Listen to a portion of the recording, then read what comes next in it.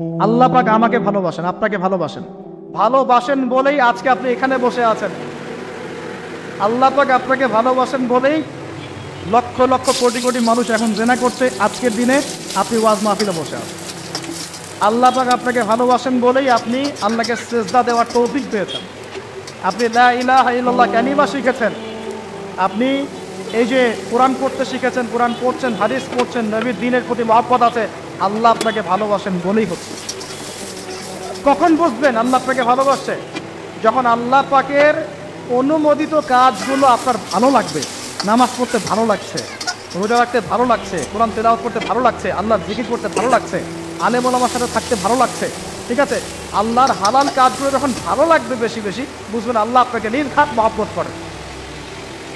আর যখন আল্লাহ পাকের নিষেধগুলো, হারাম, মদ আমার ভালো লাগে না, জেনা ভালো লাগে না, আমার খারাপ জিনিস দেখতে ভালো লাগে না, খারাপ শুনতে ভালো লাগে না, বুঝবেন আল্লাহ আপনাকে ভালোবাসে।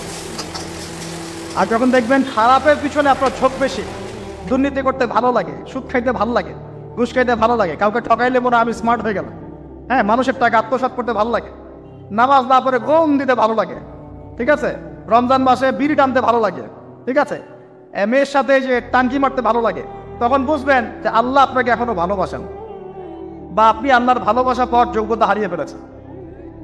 আল্লাহ পাক আমাদেরকে বোঝার তৌফিক দান। এখন আসি, আল্লাহ পাক এবং তার রাসূল আমাদেরকে এমন কি কি কাজ বলেছেন যেই কাজগুলো করলে আমরা সরাসরি আল্লাহর ভালোবাসা পাবো ইনশাআল্লাহ। জানার দরকার আছে কি নাই? আমি অল্প কয়েকটা কাজ বলে শেষ করছি। এক নাম্বার, আল্লাহ এবং তার রাসূল আমাদেরকে জানিয়েছেন আমরা যদি তাওহীদের উপর থাকতে পারি, একত্ববাদ, লা ইলাহা ইল্লাল্লাহ, আল্লাহর ভালোবাসা পাবো ইনশাআল্লাহ। যে ব্যক্তি শিরকের পাপে লিপ্ত আছে সে আল্লাহর ভালোবাসা পাবে না, যতক্ষণ না সে তওবা করে ফিরে আসছে। অতএব আল্লাহর ভালোবাসা পাওয়ার জন্য এক নাম্বার কাজ কি ভাই? আল্লাহর তাওহীদের কালিমা লা ইলাহা ইল্লাল্লাহ এর উপর থাকা, শিরক বাদ দেওয়া। শিরক সম্পর্কে জানার জন্য একটা বই পড়েন, কিতাবুত তাওহীদ। কি নাম বললাম? কিতাবুত তাওহীদ। একটাই পড়েন, দেখবেন ইনশাআল্লাহ শিরক কাকে বলে, কত প্রকার, কি কি, কোন কোন কাজ করলে শিরক হয়, সব জানতে পারবেন ইনশাআল্লাহ।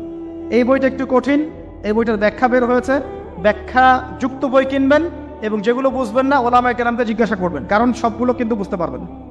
এক নাম্বার। দুই, নবী সাল্লাল্লাহু আলাইহি ওয়াসাল্লামের অনুসরণ করলে আল্লাহ আমাদেরকে ভালোবাসবেন। দলিল, আল্লাহ পাক সূরা আলে ইমরানের মধ্যে বলছেন 31 নম্বর আয়াতে আল্লাহ বলছেন, কুল, হে নবী আপনি বলে দিন, ইন কুনতুম তুহিব্বুনাল্লাহ, তোমরা